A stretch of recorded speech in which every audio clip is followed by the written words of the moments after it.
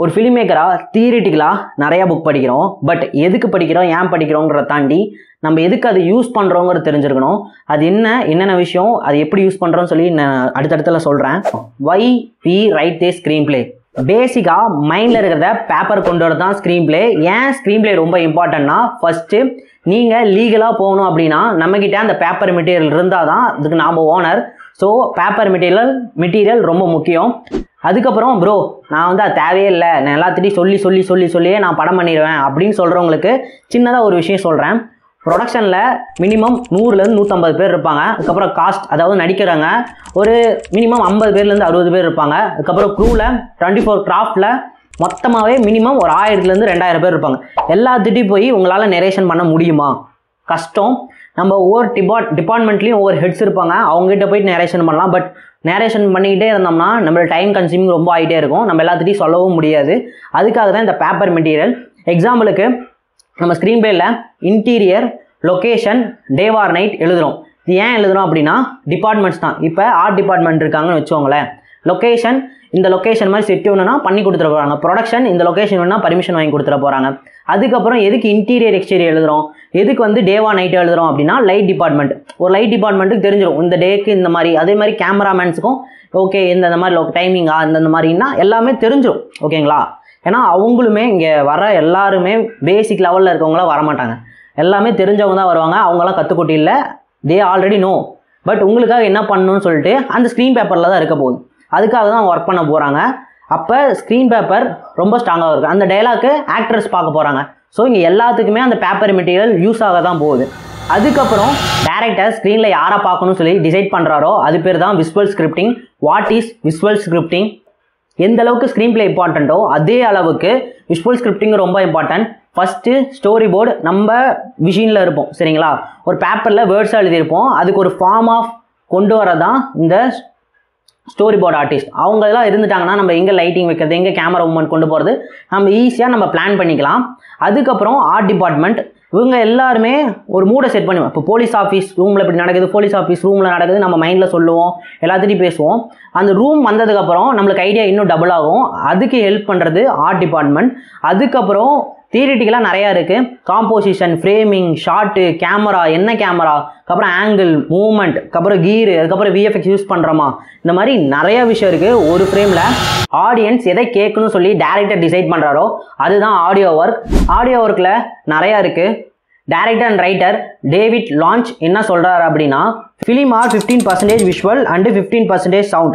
Sometimes sound even overplay the visual. என்ன சொல்கிறாரு அப்படின்னா, எடிட்டிங் ட்ராக்கில் விஷுவலுக்கு நம்ம எவ்வளோ இம்பார்ட்டன்ட் கொடுக்குறோமோ அதே அளவுக்கு ஆடியோ ட்ராக்கும் நம்ம இம்பார்ட்டன்ட் கொடுக்கணும். ரைட்டிங் டைம்லேயே இந்த இடத்துல எந்த மாதிரி பிஜிஎம் வரணும், எந்த மாதிரி ட்ராக் வரணும், எந்த மாதிரி ஆம்பியன்ஸ் சவுண்ட் வரணும், என்ன ஃபாலி சவுண்ட் வரணும், அதுக்கப்புறம் எஸ்எஃப்எக்ஸ் மாதிரி ஏதோ ஒன்று இருக்கா, என்ன இருக்குது, இந்த மூவிஸில் எப்படி யூஸ் பண்ணணும், அந்த மாதிரி நிறைய விஷயங்களை நம்ம யோசிக்கணும். மேக்ஸிமம் இது யாருமே யோசிக்கிறது இல்லை. இனிமேட்டாச்சும் யோசிங்க, அது உங்களோட ஃபிலிம் மேக்கிங்கை அடுத்த லெவலுக்கு கூப்பிட்டு போகும். ஆடியோ மேலே ஃபோக்கஸ் அதிகமாக வைங்க. அதுக்கப்புறம் ப்ரீ ப்ரொடக்ஷனான நம்ம ரைட்டிங்கை முடிச்சதுக்கப்புறம் அதுக்கப்புறம் ஸ்பாட்டுக்கு போயிடுவோம். ஸ்பாட்டுக்கு போனப்போ 2 விஷயம் ரொம்ப important. First artist. Why artist are important? நம்ம என்னதான் வெல் ப்ரிப்பேர்டாக கேமரா பேக் சைட்லேருந்து கேமரா ஆக்ஷன் சொன்னாலும் ஆர்டிஸ்ட் சின்ன மிஸ்டேக் பண்ணுறது பேக் கேமராவில் இருக்கிறவங்கள அஃபெக்ட் பண்ணும். அதுவும் இல்லாமல் டைம் கன்சியூம் எடுத்துக்கிறதோ இல்லை மணி லாஸ் ஆகிறதோ இது எல்லாமே ஆர்டிஸ்டால் ஆக வாய்ப்பு அதிகம். ஏன் ப்ரோ ஒரு அப்கமிங்கில் வரவங்கள ஒரு வாய்ப்பு கொடுக்க மாட்டேங்கிறாங்க அப்படின்னா இதனால தான். நீங்கள் பண்ணுற ஒரு சின்ன மிஸ்டேக் பெரிய லாஸ் கொடுக்கும். அதனால தான் அப்கமிங்கில் வரவங்கள கொஞ்சம் ரிஜெக்ட் பண்ணுறதுக்கான ரீசன். நீங்கள் உங்கள் டேலண்ட்டை இன்க்ரீஸ் பண்ணிக்கோங்க. அடுத்து ஏன் ஆர்டிஸ்ட் ரொம்ப இம்பார்ட்டன்ட் அப்படின்னா, தேட்டருக்கு வர audience director, writer, cinematographer, music யாரையுமே பார்க்க மாட்டாங்க, ஃபஸ்ட்டு ஆர்டிஸ்ட் தான் பார்ப்பாங்க. ஆர்டிஸ்ட் என்ன மாதிரி கேரக்டர் இருக்கோ அந்த மாதிரி தான் ஃபாலோவும் பண்ணுவாங்க.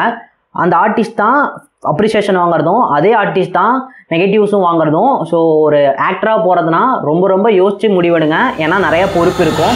அதுக்கப்புறம் ஷூட்டிங் டைமில் ரொம்ப இம்பார்ட்டன்ட் நாம் மறக்கிற ஒரு விஷயம் என்ன அப்படின்னா எக்யூப்மெண்ட்ஸ். நம்ம எக்யூப்மெண்ட்ஸ் பற்றி ரொம்ப அதிகமாக யோசிக்கவே மாட்டோம்.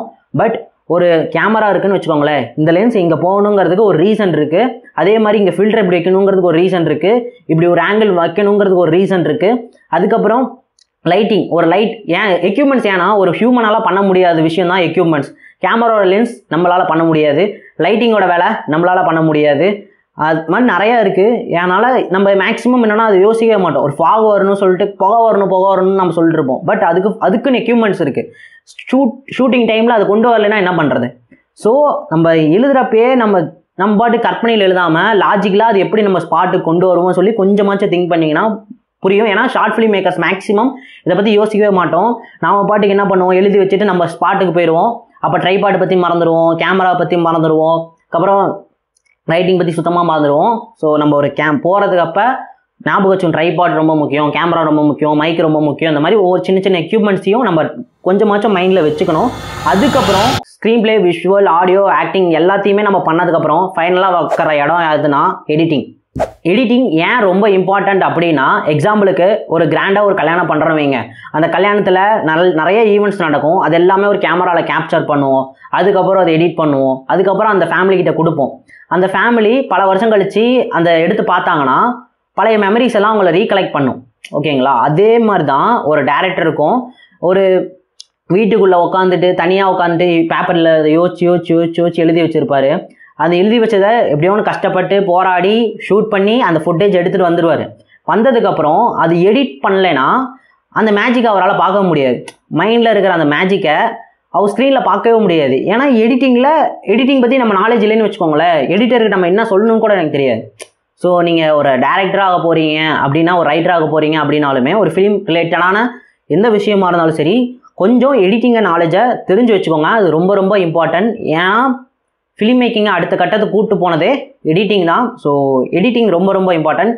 அதுக்கப்புறம் ஃபைனலாக நான் நிறையா ரைட்டர்ஸை பார்த்துருக்கேன், நிறையா ஃபிலிம் மேக்கர்ஸை பார்த்துருக்கேன். அவங்ககிட்ட நான் போயிட்டு ஒரு டெக்னிக்கலாக நான் ஒரு கொஷின்ஸ் கேட்குறப்ப அவங்களுக்கு தெரியல அப்படின்னு சொல்கிறப்பையும் எனக்கு ஒரு ஆச்சரியமாக இருக்கும். ஸ்க்ரீன் பிளே ஏன் யூஸ் பண்ணுறோம், நம்ம விஷுவலாக இதை நம்ம எப்படி நம்ம அட்டைன் பண்ண போகிறோம். சிம்பிளாக ஒரு 2 பேர் பார்த்துக்கிறாங்க அப்படின்னா அது நம்ம பேசுகிறோம்.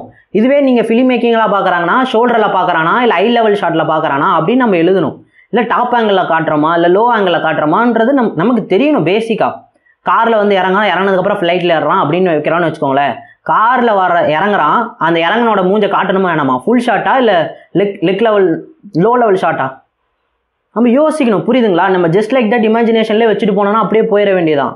ஸோ இமேஜினேஷனுக்கு கொஞ்சமாச்சும் நம்ம ஜென்யூனாக இருக்கணும்னு நினைக்கிறேன். அடுத்த கட்ட வர ஃபிலிம் மேக்கர்ஸ் என்னென்னலாம் பண்ணணும், என்னென்னலாம் செய்யணும்னு சொல்லி இந்த சேனலில் சொல்ல போகிறோம். மறக்காமல் சப்ஸ்கிரைப் பண்ணிக்கோங்க. இனிமேல் ஃபிலிம் மேக்கிங் ரிலேட்டட் கண்டென்ட் தரமாக வந்து இறங்க போகுது.